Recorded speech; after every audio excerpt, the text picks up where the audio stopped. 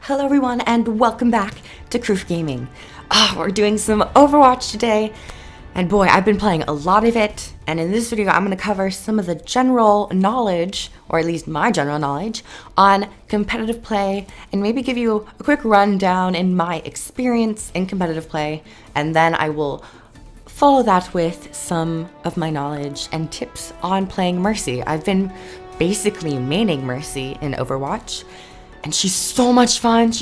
I love her. Sometimes tricky to play in some situations, but in general, she's very easy and a very solid support class.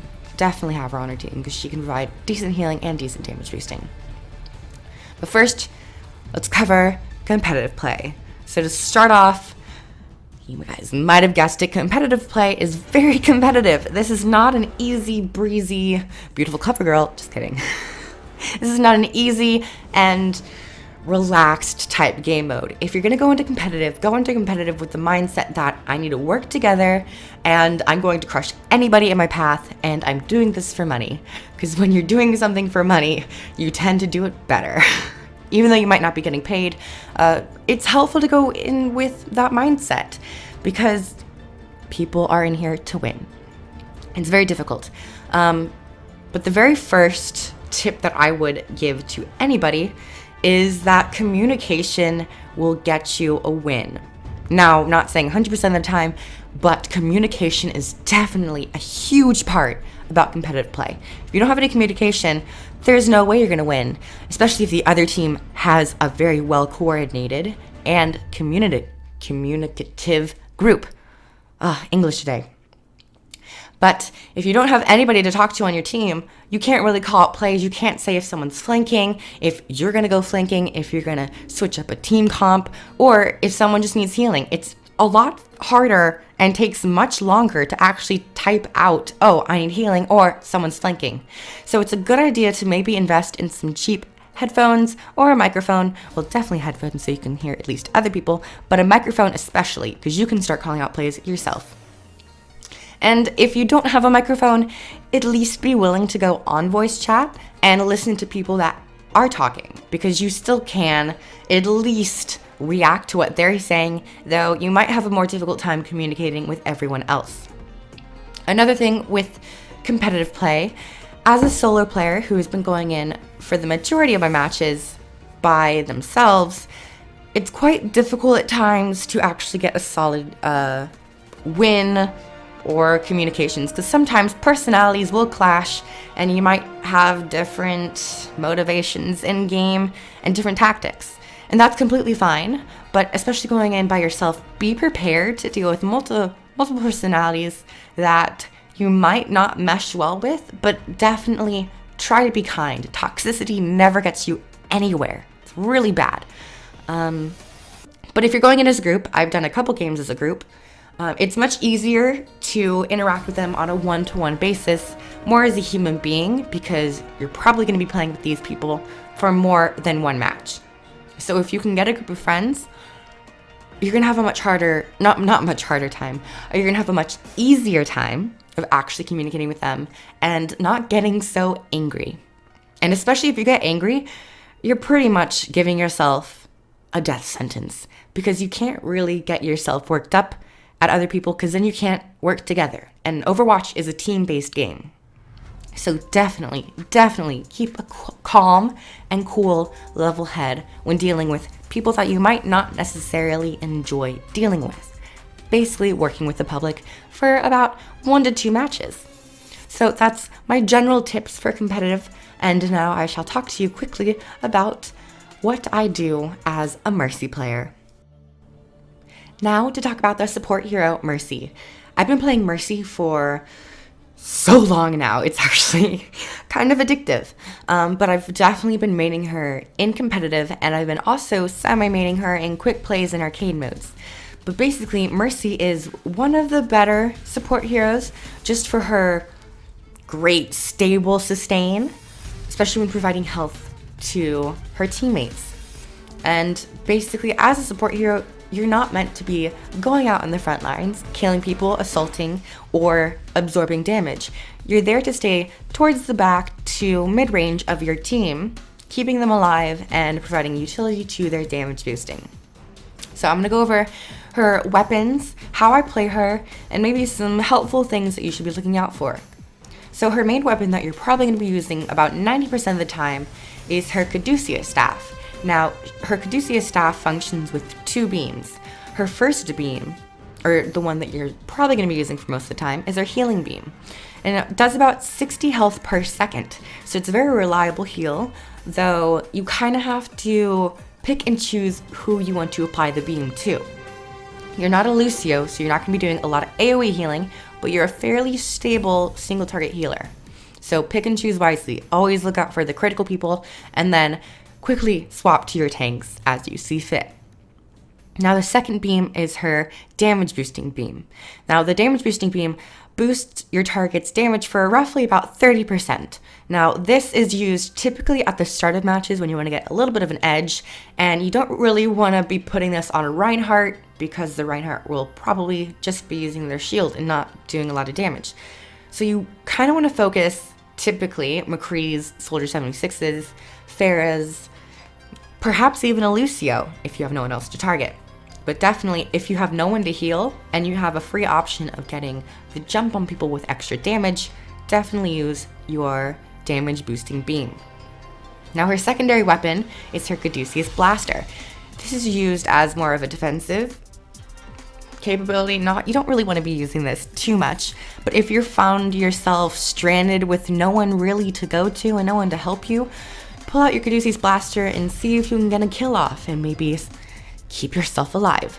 It does a moderately high amount of damage for a support, so definitely reliable, but not something you want to be using too much of the time, because you could definitely be damage boosting a soldier and getting more effect from the damage portion.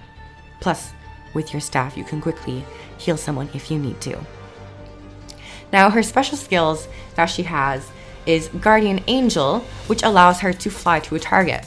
At first, you're like, okay, that's kind of boring, but it's really helpful, especially if there's a Diva, Pharah, or even a Junkrat, because they can actually fly up into the air, and then you can Guardian Angel towards them, and then stay up in the air. And while you're in the air, you can hold down your spacebar and Angelic Descent down, which just basically means you don't immediately go plopping to the ground. You kind of float your way down, which is quite advantageous for you because you have a bit more of an edge. You get the high ground, so definitely use it where you can. And that's basically it with her weapons and utility. So let's go into her ultimate, which is probably one of the major reasons you will be taking Mercy, as some characters can out-heal Mercy, especially Ana, but Ana does not have Mercy's ultimate, and Mercy's ultimate is quite expensive and does take a bit of time to charge up, but if used correctly, it will have a massive impact on the flow of battle. Her ultimate ability is Resurrect, which will bring back all nearby teammates to full health. Now, when using this, you kind of want to make sure your teammates have died in a similar area because it doesn't really have too much of a large radius. So if you can coordinate with your team, tell them to at least get on the point and die together. And you don't really want to be rezzing one person at a time because once you res someone, you have to wait for the cooldown to come back. But if you're at a very end of a game and you just think that one extra person will give you that slight edge, by all means, use it. But make sure you're using it wisely. So for the Resurrect, try to get as many people as you can. I try to aim for at least 2 people just to get that little bit of edge with 2 people. And definitely, if you can get your full team up, if all 5 of your other teammates die on the point, you can go in there and res them all. It's so satisfying, and you'll probably get a play of the game. But if you're further away in a match, or further in a match, and you haven't used your ultimate yet, your enemy team might pick up on this and they might be focusing you. And this happens a lot to me. I'll be at the very end of a match, 90% on a control point, almost at the end for the payload, and I have my Resurrect.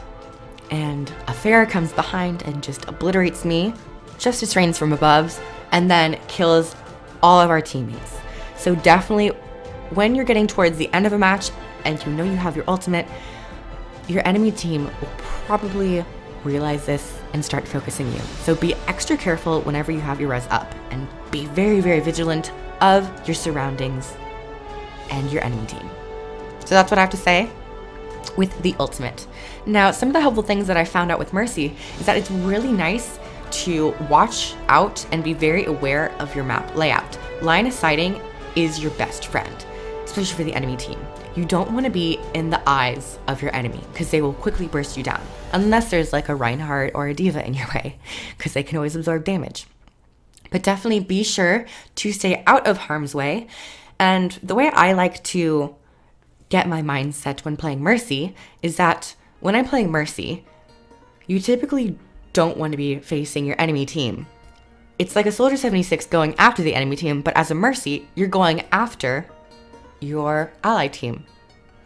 So if that helps you in a way, I guess if you're primary damage dealing, then you can put this mindset into use and maybe help you a little bit. But definitely line of sighting is very good, and make sure you use your guardian angel whenever possible. And also, almost forgot to mention, your beam. Once you apply your beam, you can hold it down, but you don't actually have to be facing them and have them in your field of view. They can be behind you, and this is great for checking if there's any enemy flankers, or if you're just checking, I don't know, if your enemy team is coming to the side, which is basically flanking, or if your ally team is coming back and helping you out. It's really good, so take advantage of that. Sometimes the field will disconnect, but I promise you it won't. So that's basically all my tips for Mercy. And I just want to finally say that she's a very nice hero, but I definitely see that she could use a couple buffs in some areas. Definitely nothing with the Resurrect because it's extremely powerful for now. But her healing is a little low compared to, say, an Ana. But I offer up one potential buff is her damage boosting. In my mind, if Blizzard was to increase her damage boosting by at least 5%, so instead of 30%, it's 35% more. Just get that little extra edge because she doesn't use her damage, she boosts other people's damage.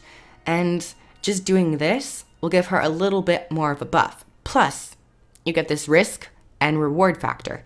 You can risk not healing a teammate, but getting a reward by boosting another ally's damage and potentially killing the enemy team faster. So that might be a fun idea to play with. Maybe create your own ideas on what Mercy can buff. Maybe just increase her healing, but I think her healing would be okay. But maybe increase her damage boost. So that was my thoughts on Mercy. Hopefully you enjoyed the background gameplay, and I would love to do more Overwatch videos and other heroes, potentially Ana. I've been playing a lot of support. And my battle tag is crew #1330 if you would like to join and be a friend, and I'm typically on Overwatch. So thank you everyone so much for watching, and I'll see you in the next video. Subscribe for more content, like the video if you liked it, and comment down below, and I'll see you guys later.